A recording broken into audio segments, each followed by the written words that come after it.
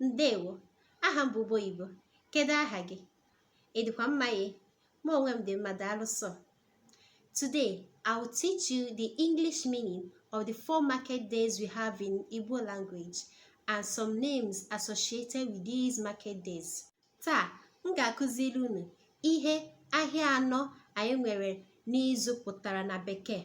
M ga-agwakwa unu ụfọdụ aha ndị danyere n'ime ahịa anọ anụnwa anyị nwere. Ị dịkwa njikere? Eji m n'aka na ị dị njikere. The 4 market days we have in a week is derived from the 4 astrological elements: fire, water, land, and wind. Fire, water, land, and wind.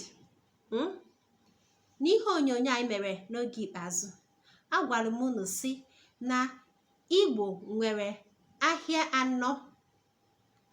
anọ dị n'izu. Ahịa anọ dị n'izu. N'ihe onyonyo gara aga anyị mere, agwara m unu na Igbo nwere ụbọchị ahịa anọ n'izu: Eke, Orie, Afọ, Nkwọ. Abịa na Eke pụtara ọkụ. Ọkụ pụtara gị na Bekee fire. Ọkụ pụtara fire na Bekee.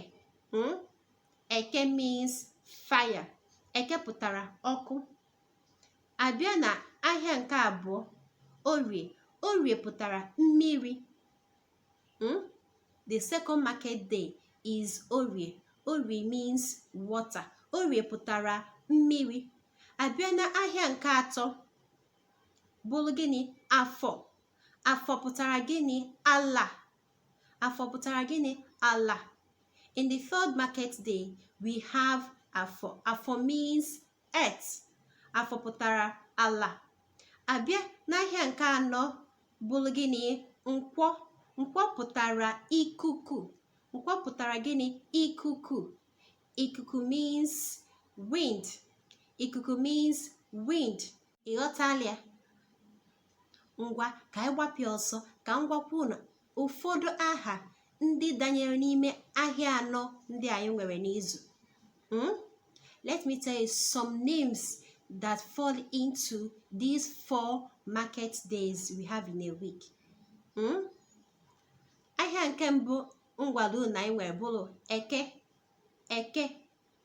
Abịa na Eke, ụfọdụ aha ndị dị n'ime ya bụrụ gịnị? Nweke ma ọ bụ Okeke. Anyị nwere Nweke, nwere Okeke. Anyị nwekwa aha ndị ọzọ, mana so aha abụọ ka mma na-akpọrọ unu. Akpọgo Nweke, ngwakwa unu na ọzọ danyere n'ime ahịa Eke bụrụ gịnị? Okeke. Abịa n'ahịa nke abụọ bụrụ Orie, anyị nwere Okorie, nwekwa Nwoye. Ụfọdụ na-akpọ ya Nworie.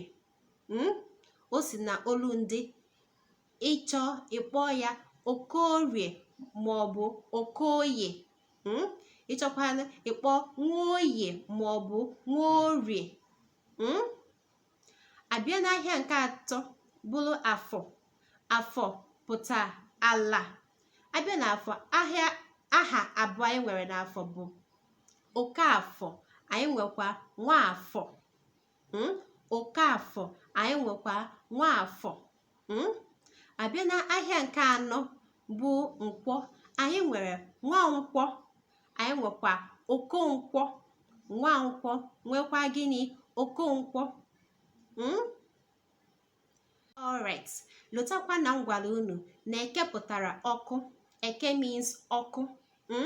Onwe onye ma na-aza Okeke ma ọ bụ Nweke, si a na Ugbo Oyibo si na ọ bụ nwa ọkụ.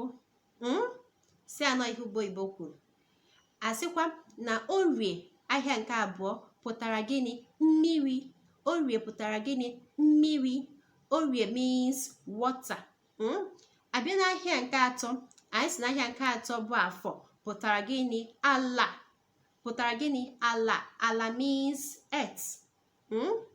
Abịa n'ahịa nke anọ, anyị si n'ahịa nke anọ bụrụ Nkwọ, pụtara gịnị? Ikuku. Ahịa nke anọ bụrụ Nkwọ pụtara gịnị? Ikuku. Ikuku means wind. And remember I told you that these 4 market days we have in a week is derived from the 4 astrological elements. Ngwa, ọ bụrụ na ihe mụtara taa dị gị obi ụtọ, gbapịa ọsọ jee ebe ahụ na-acha mmemme edere subscribe, pinye aka gị na ya.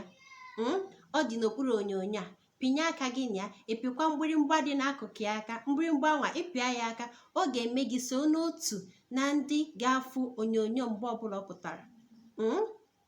Ọ ya ka ọ dị oge ọzọ, ị nụla?